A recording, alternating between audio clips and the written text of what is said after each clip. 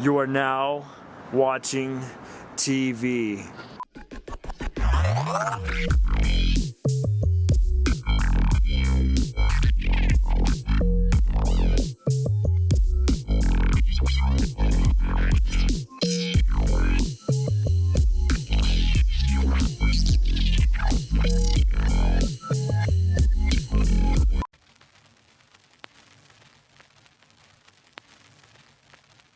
I'm David Rynhart, and this is called Numbered Days.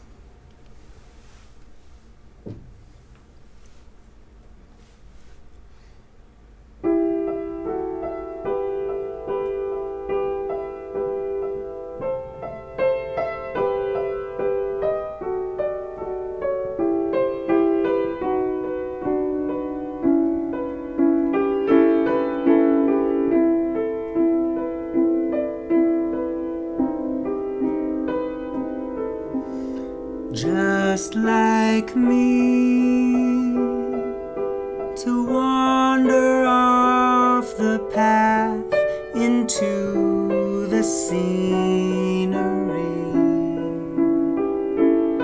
outside, beyond the boundary, I'm electrified. Although there is a chance I might get eaten up alive, I'm not afraid. I take the risk every day, instead of struggling on the usual way, day after day.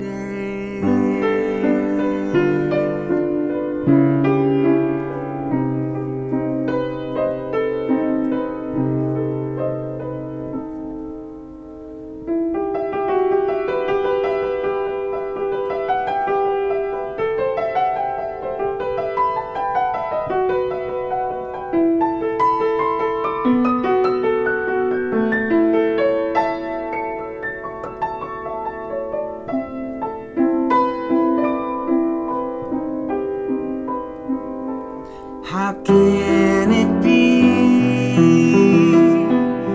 that I can't talk to you and you can't talk to me? There is a cavern 1,000,000 miles in between. Things are occurring exponentially.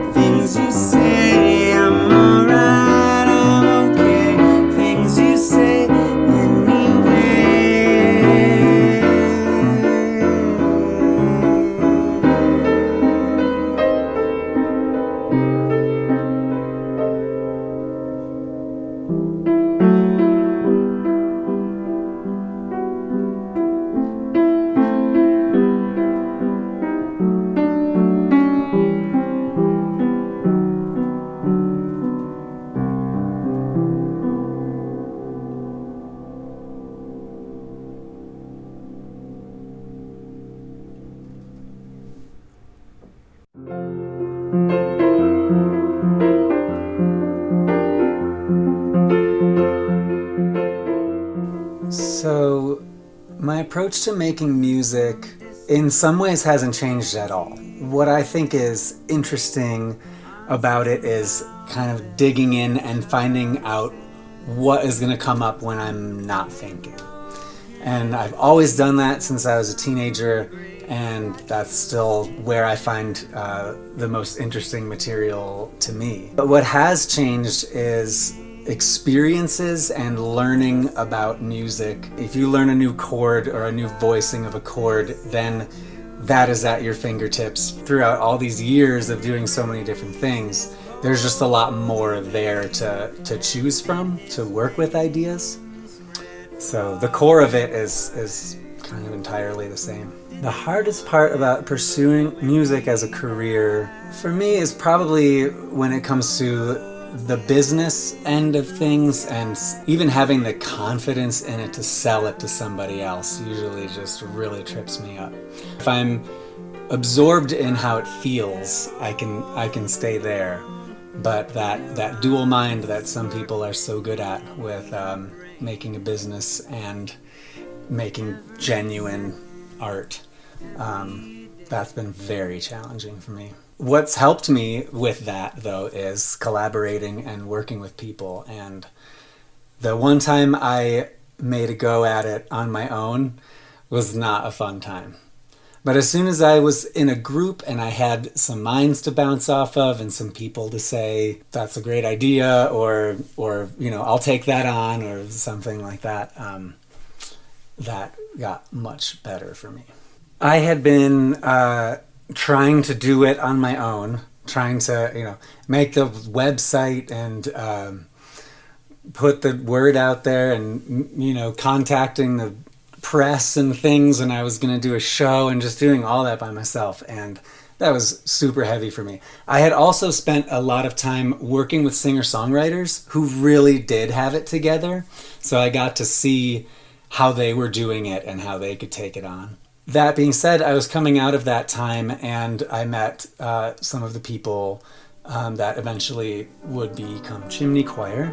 It just fell into place really nicely. Each person had strengths that balanced out everyone's weaknesses. I got to do more of coming up with ideas as opposed to figuring out how to sell them. We could all figure out how to put it out there. But what was good about that was our collaborative energy led us to collaborating outside of our own group. And it led to more roles where I could just come in and make music, as opposed to, I have a song and I got to figure out how to make money with the song. Community has had a profound effect on both opportunities and my approach to making music. You just see how many different ways people are doing things. And automatically, as a human being, you say, like, oh, I'm going to try it like that way. And that's how you get out of your head. I have a hard time imagining how it could be otherwise without community. Going to community events, song circles, or even networking events has opened doors for me that I never would have had open before. You couldn't do anything if you were trying to power through on your own, I don't think. The collaborations for me that I've been a part of have been my favorite things by far. It just comes down to that, like that same kind of theme that keeps coming up with just not wanting to be limited to my own thoughts and wanting to break out of that and not be in a pattern. Yeah, I can't even imagine being in a creative life without the community to support it. And there is a wonderful community.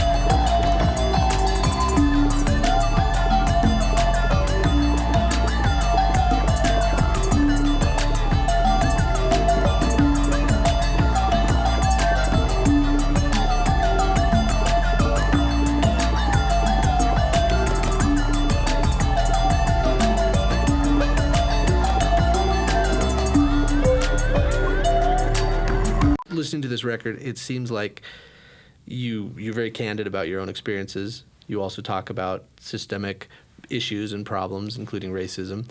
And you even have a track, I think it was Interlude 3, where you talk about white privilege, and you even sample a poem at the end talking about that. Do you want to delve into how that got onto your record, or what your thoughts are on that? That track is about it's like guilt. Because I wish I could quote the line, because I listened to it and you said it very well, but maybe you can hit the lyric, because I don't have it in front of me. To be honest, I don't even remember. It's part of a long flow, but if I can jog your memory, I think what you were saying was something like, I don't need your guilt or your apology. Just realize people are trying to live their lives and don't make it hard, and recognize where you have it easy. I think like white guilt is definitely like a thing, because I have nothing against like white people. I'm not out here like F white people, whatever. I've actually never met anyone who's doing anti-racist work who is against white people. That's a misnomer. I don't see it. But I definitely have been in this job and experiencing people, and not inside a youth on record, but being put in situations and events and stuff. You meet white people that just like want to make things easy for you because you're black or you're brown and you have it so hard, so let me just give you this handout. So I like to be, I don't like to have things easy on me because of the color of my skin. I like to say thank you for the opportunity, but I also know how to work for what I have, You just want to be left alone to live your own life. Exactly. And it's just talking about like guilt. Well, guilt is a useless emotion, but one of the things that I thought was interesting in the track is you give that perspective, but then the poem that you then sample at the end does have what I assume is a white poet talking about how her life is easier in certain ways, because there are certain things that she as a white kid growing up, or me as a white man growing up, can take for granted. Like if me and my skateboarding friends are experimenting with something that's maybe not entirely legal, we might get off with a warning, or someone might be like, "Oh, you kids." Whereas if I was a black kid, that might be my first introduction to juvenile hall. And so that system exists. How do we fix that system? I'm not going to ask you how you could. I mean, you don't have the answer. Nobody does. I know. I'm like, I don't know, man.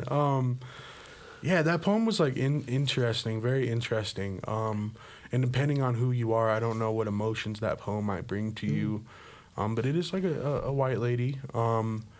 Is that a poet that you know? Is that someone in the Denver community? That was super random. I just be on for a lot of those samples. Like I have intentions of finding things, but like I'll just literally search keywords and see what I find. And that was actually one of the first that popped up. And I had to listen to it, 5-10 times before I decided to put it on there. It works.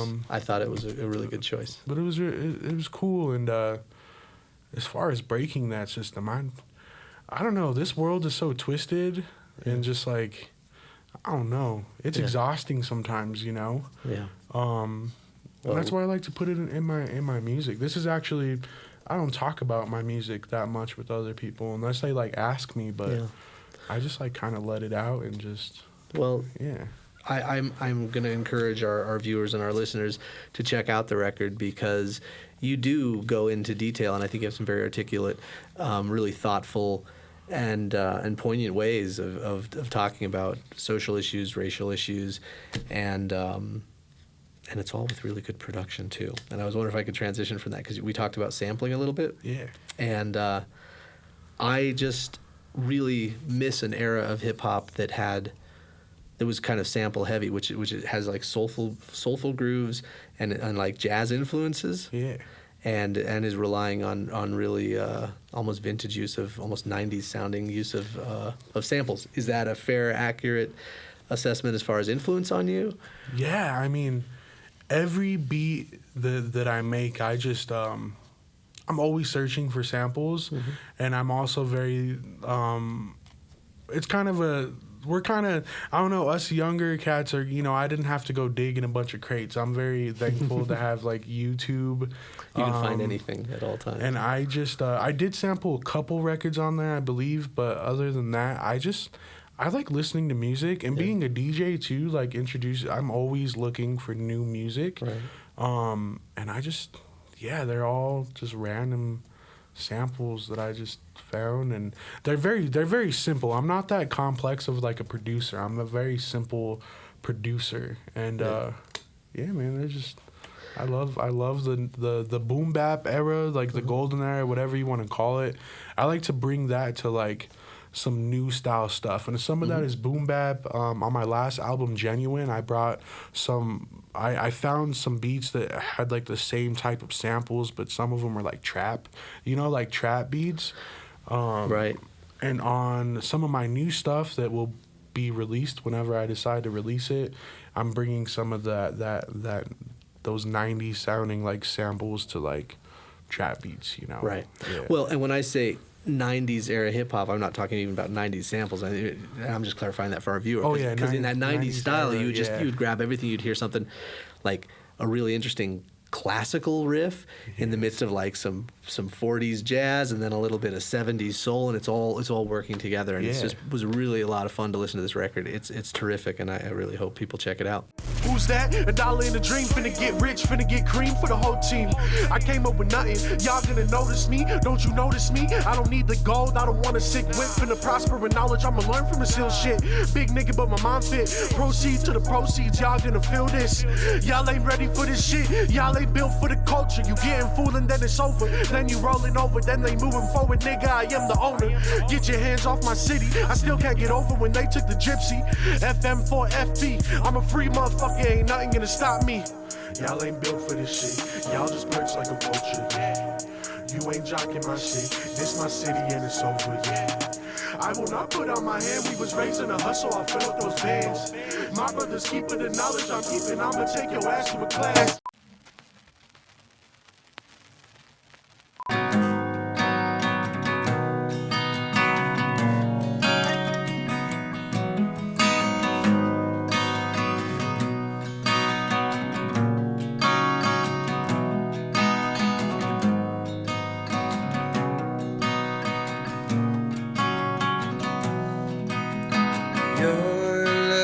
Like chip paint, not meant to last. We're waiting till the morning.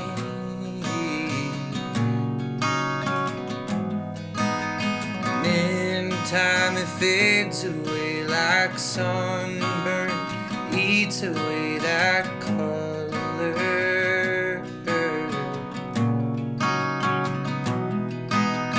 Cold chills and daily trips that make me curse and bite my lip, it's over.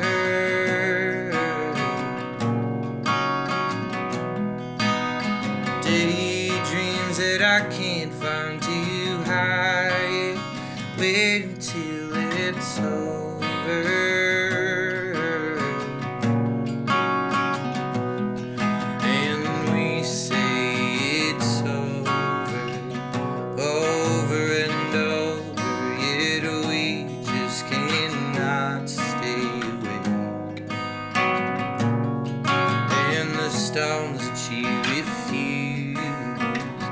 Let hurt you are the same words you left with that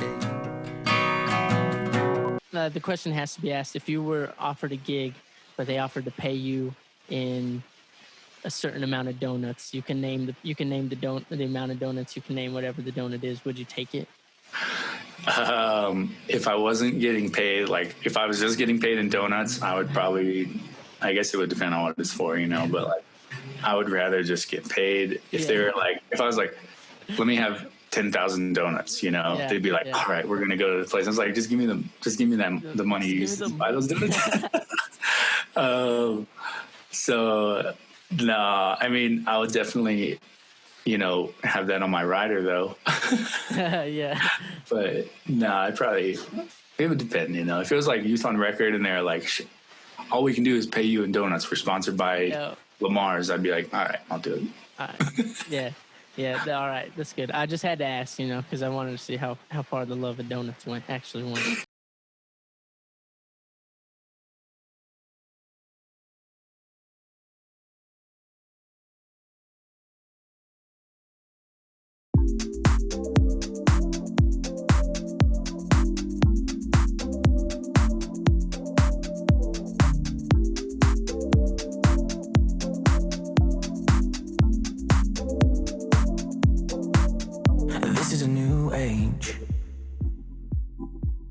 It's a new beginning. I've been doing some thinking. The sun goes down and I'm daydreaming. I'm daydreaming that this might be the last night that I breathe. So for once they're gonna do me, oh yeah. And this might be the last time you see me. One more night getting no sleep, oh yeah. Tell me who could you be? Tell me who could you be? Taking all my dreams. Tell me who could you be? Tell me who could you be? And I know it's too late, yeah. There's no happy ending, no. I've been doing some drinking, yeah. I've been letting it sink in, yeah. Cause this might be the last night that I breathe. So for once they're gonna do me, oh yeah. And yours might be the last face that I see, but that's how I think it should be, yeah. Tell me who could you be?